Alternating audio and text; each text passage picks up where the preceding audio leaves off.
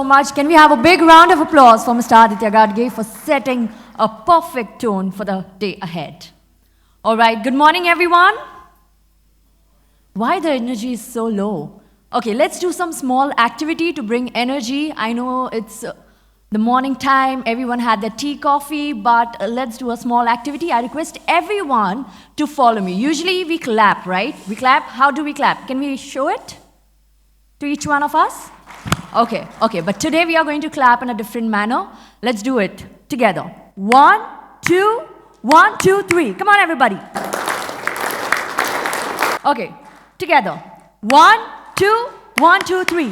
1, 2, 1, 2, 3. 1, 2, 1, 2, 3. Lovely. Thank you. We are looking forward to the same energy. All right.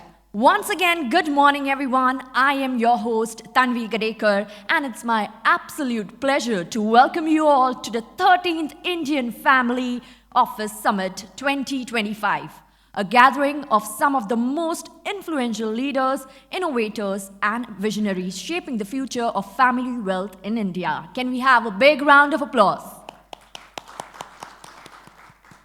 All right, before we begin, a quick reminder. Do visit the Qualify booth during the breaks to know more about the Family Office Leaders cohort, a unique learner to practitioners journey for professionals in the family office space.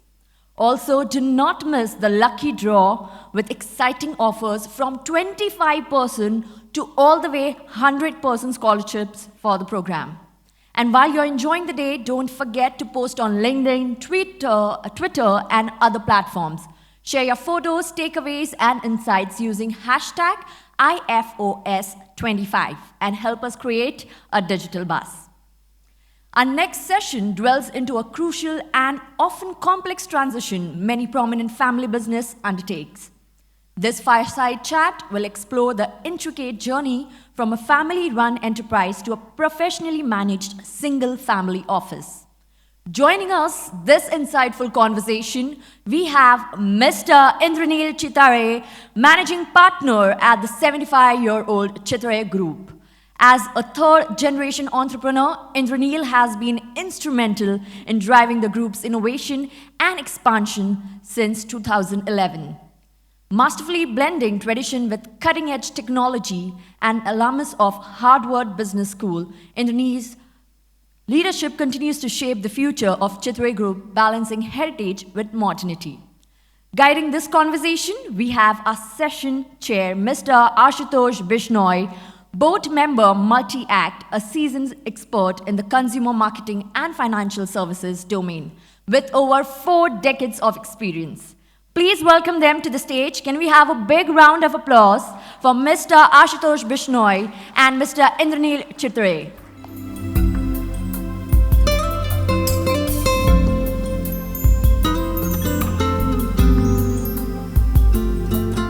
Morning, everyone. Thank you for the kind introduction. So I'm not going to introduce Indraneel again. But I wanted to say, Aditya, your astute observation on the way the tide is changing on how people have remained here to build India. I think Indraneel leads a brigade and a band of people who are going out to learn and come back and build India. Very clearly, a very different set of circumstances today. So Indraneel, without wasting time, I'm going to jump straight into it. You know, my first memory of Chitale Bandhu was 40 years ago when I was a student of Symbiosis in Pune. And I was led by a friend who was from Pune to stand in a queue outside the store, which was about to open, to get the goodies. And that made a very deep impression on me because I was here studying consumer marketing.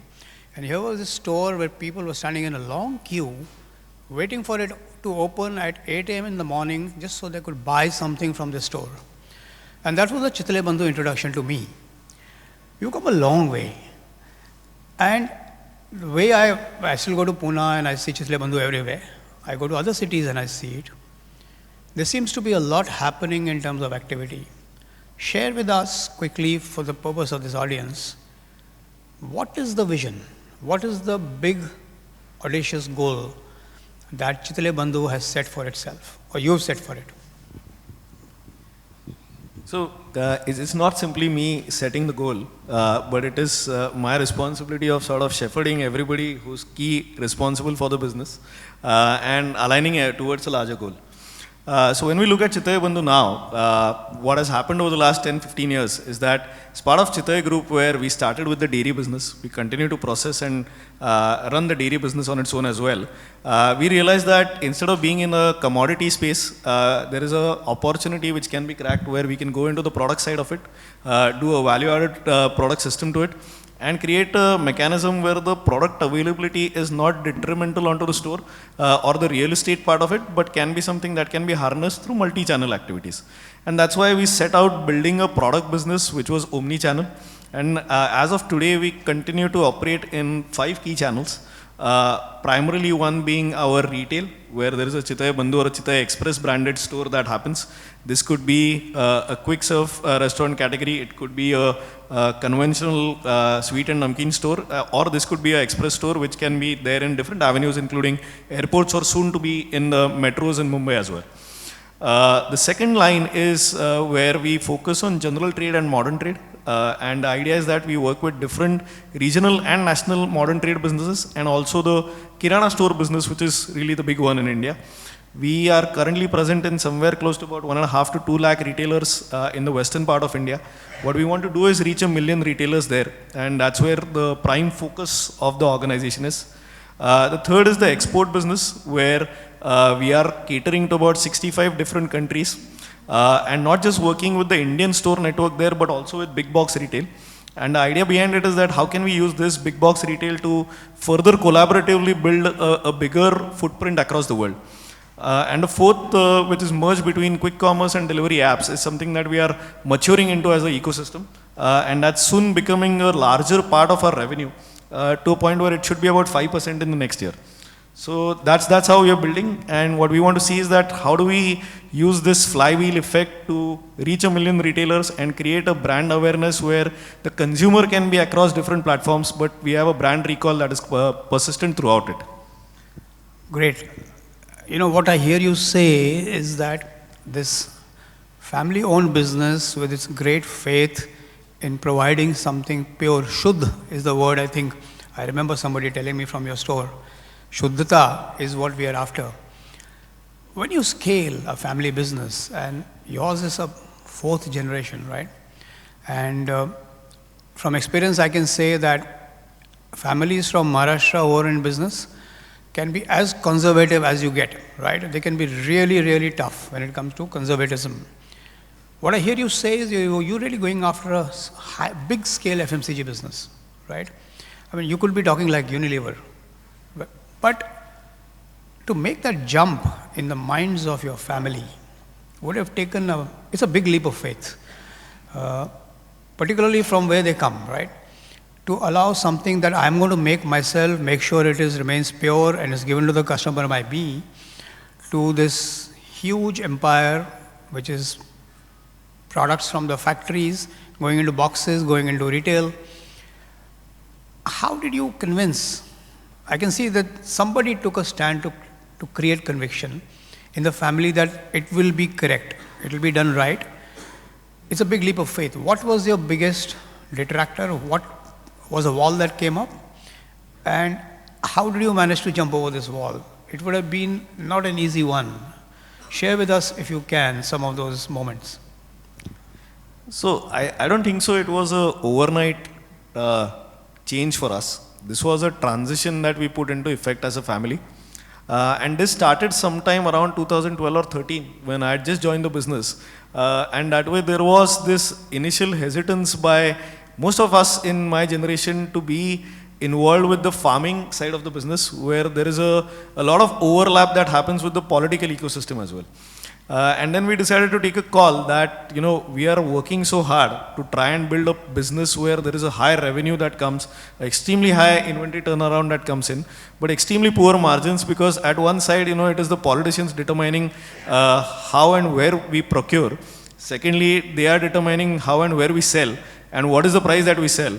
So the only way to squeeze margins into it is about improving your efficiency.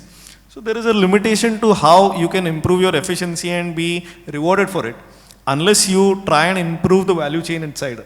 So we created some examples, we created some auxiliary smaller businesses inside, and I was given the responsibility that because I was the new entrant into the business, that let's see where this goes. So from 2012 to 16 was the point where we were trying to build something and something realized out of it. And 16 is when we realized that as a family, probably this bet can play out even better if we are able to give in more capital to the business and sort of reap the benefits of how capacity can be utilized better. So that is what we did, where eventually from say 2011, where the liquid milk business was about 80% of our top line, now it is less than 40% of our top line, while all businesses have grown together at more than 20%. So that way, this de-risking was where the idea started, but eventually when that became the bigger boat, we tried to build onto that and build capabilities upon it. So that's where we are. Clearly, in what you attempted to do, you mentioned product, and shifting from a dairy-based business to a product-based business, it would have taken up, again, it's something you did, so it seems easy that you got it done. For example, you have a product which sells literally, just off the shelf, it just goes, right? A couple of them.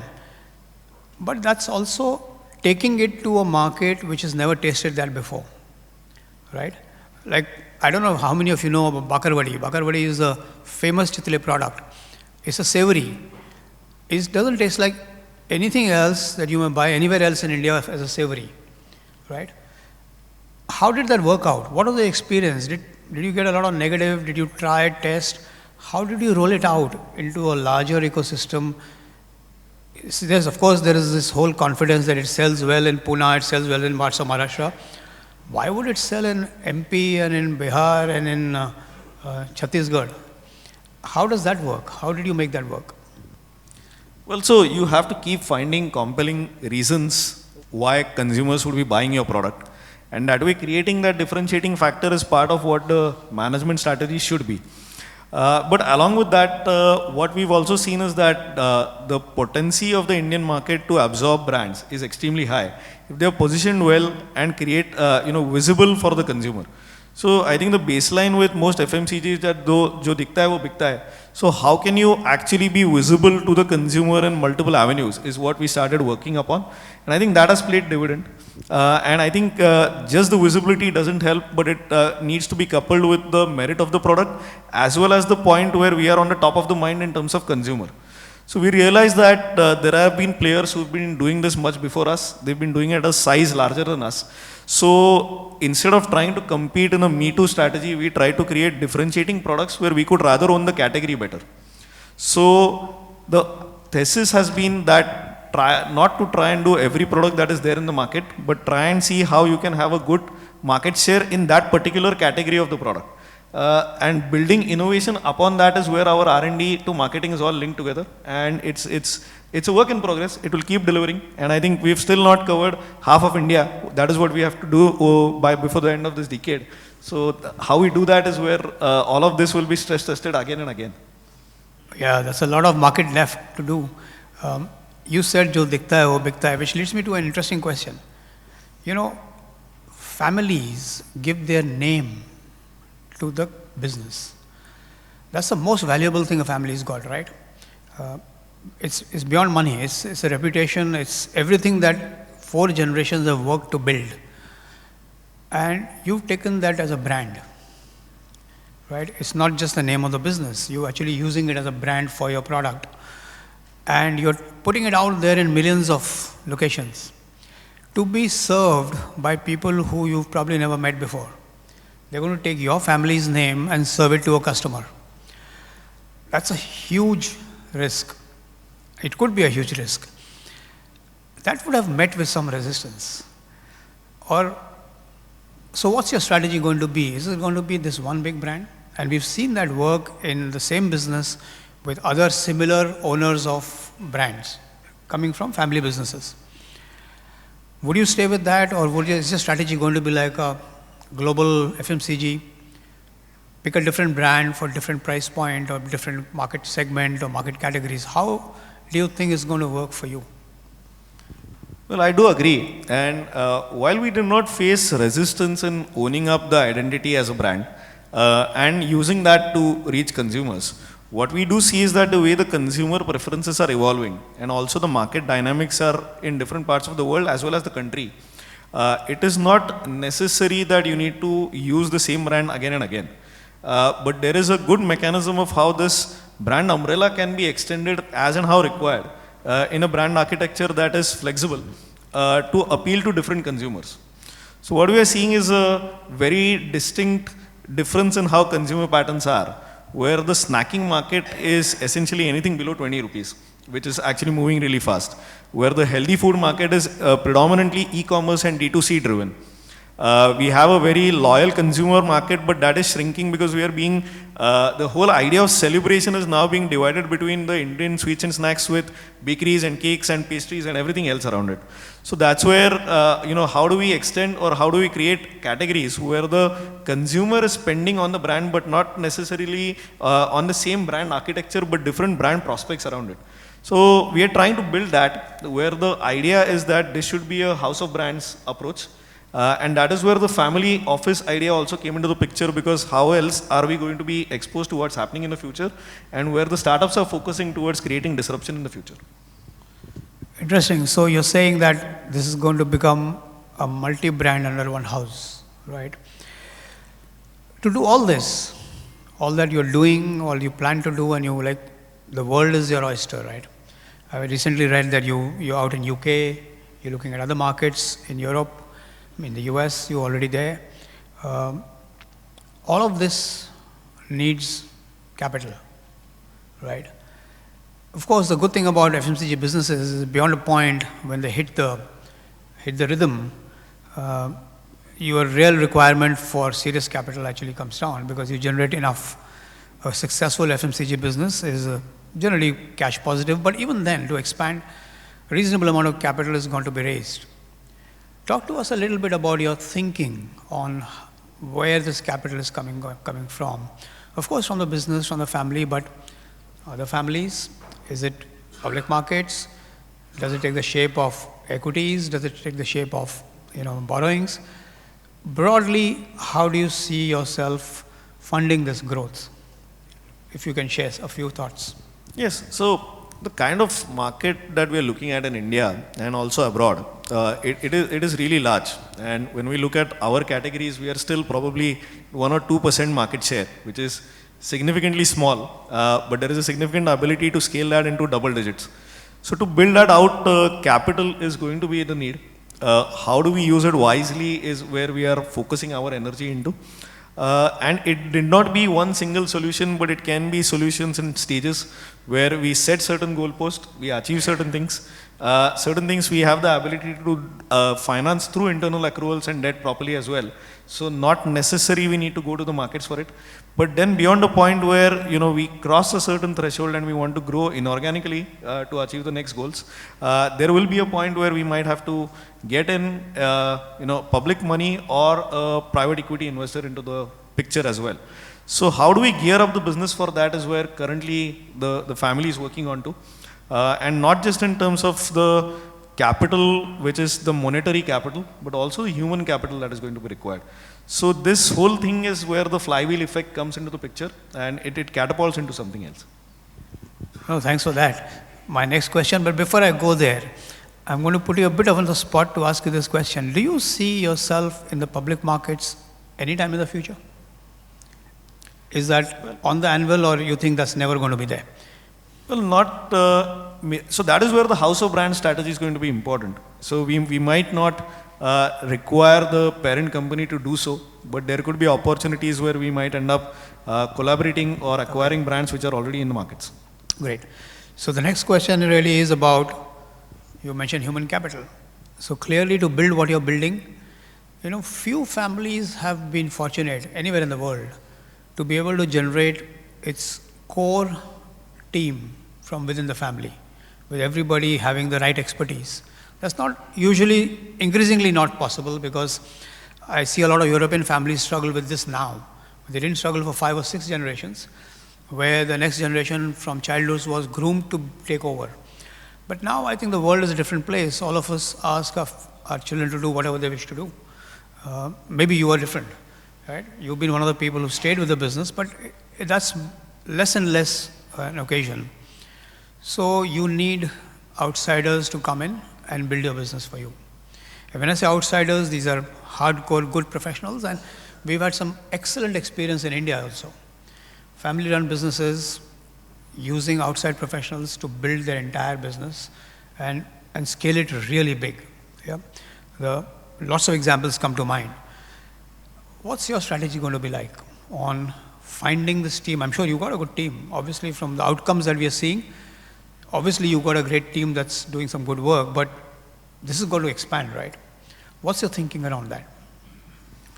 So you're as good as your team, and that way the team strength matters, the bench strength also matters. And I think a very classical Indian term is what we say is a promoter. So it's not something that you see too often abroad. But that way, the way the Indian ecosystem is, the promoter face matters as much as your team. So how do we have a seamless alignment where the team knows what it's supposed to do, has the clarity of what it's supposed to not do, and also there is a culture where chasing growth and chasing objectives or goals is something that is institutionalized, is very crucial. Very often, including our business, we've seen the challenge that institutionalizing growth was a family function, and that is where, in case there is any issue in terms of health, succession, continuity or interest, the ability of the organization to chase that is under question. So one of the first steps that we took was to de-risk the family out of it by institutionalizing that well. And if that has to happen, it has to be codified well, but also along with that, you need to have professionals who know how to understand, decipher, and actually deliver on that. And then building it out is where you keep empowering them, where at a point it is seamless enough where I can be here any morning at 9:30 and not talking about stand-up meetings in office, but talking about what next. And where the operating team is something that is able to do that, आज क्या करना है, पूरे next week क्या करना है, उसके अगले महीने क्या करना है. So that's why that demarcation is crucial. If you empower that well, that funnels the growth much better, and you know what to measure better as well. So you're saying you're already down the road of institutionalizing this and letting go. Today you're the managing partner, right? I presume at some point in time this will be a managing director.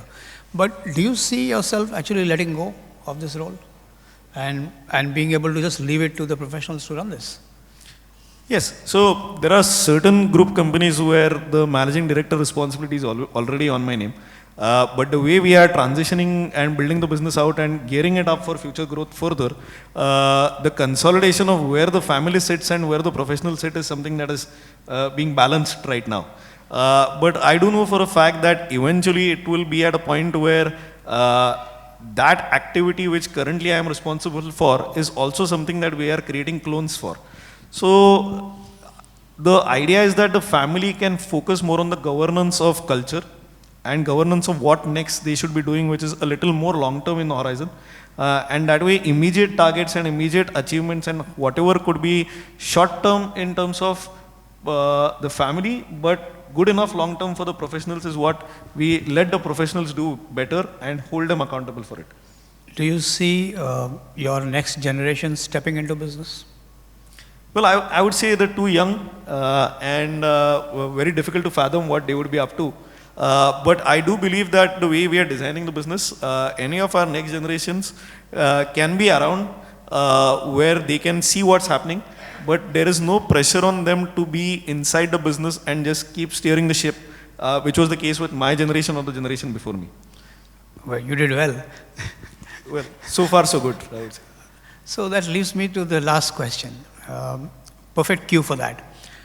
A family office, you mentioned this a little while ago, is the place which manages these three stakeholders: the family, the business, and the management of the business, and the shareholders, which may be external shareholders, other stakeholders, right? And the interaction of this is best managed, and the family office is emerging even in India as a unit, which a lot of people are using successfully, which they were not even 15, 20 years ago. You mentioned that you have a family office in the offing. what's the structure going to be like? How do you see it developing, and who actually mans it, who runs it, what's your role, what's the rest of the family? Talk to us a little bit about that.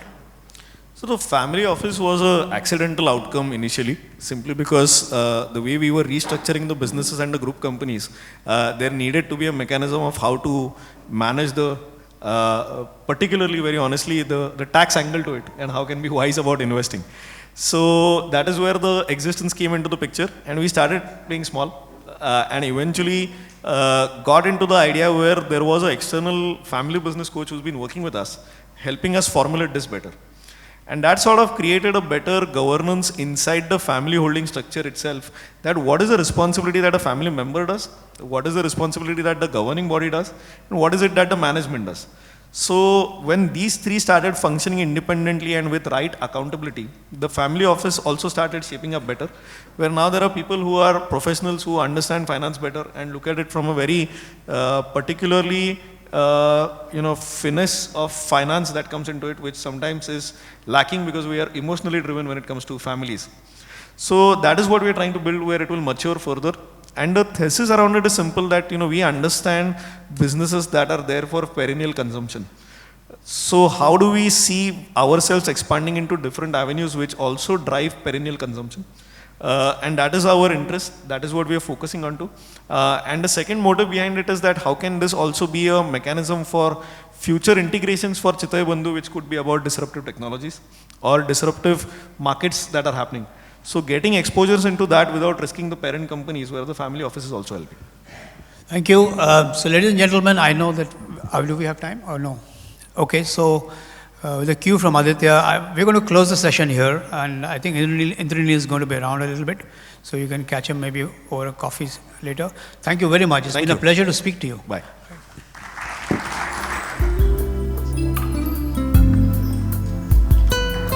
Thank you once again, Mr. Bishnoi and Mr. Chitale, for that truly fascinating and candid discussion.